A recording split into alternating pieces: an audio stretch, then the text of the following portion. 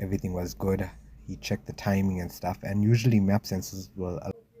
How's it, guys? Hope you're doing well. Um, Another short clip. I know I keep on making short clips, but the stuff that I like to explain, common questions that a lot of VW owners have, Golf 1 owners have, and nobody can really answer it correctly. So I try, to the best of my knowledge, what I've learned over the years, how to answer these questions to you guys.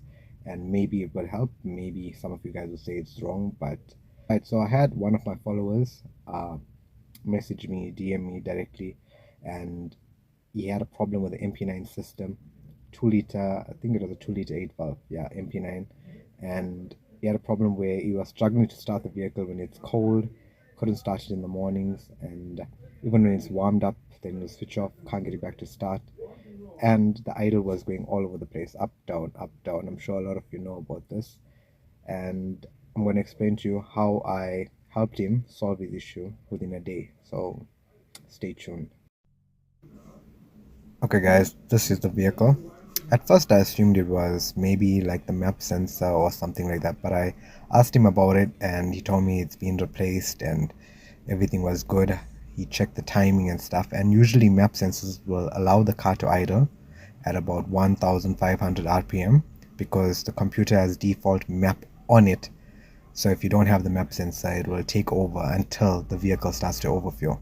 So after I put two and two together, I told him to have a look at his cold start switch, which is called the temperature switch.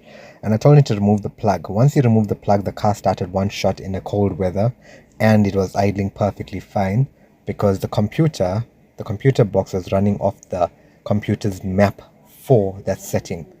Now the fact that the switch wasn't working, it was running off default map. So that fixed his issue. And obviously he'll have to go and replace it, but now he knows where to find the fault. There's a clip of the video. Last night the ref count was going up and down, going up and down. Today is no more doing that. So I just unplug that switch that you tell me. I just unplug the switch that you tell me for the temperature, and then the car is no longer going up and down. Again, now you see the ref count is on 10. It's not going up and down. As you guys saw, that was a quick fix for that guy.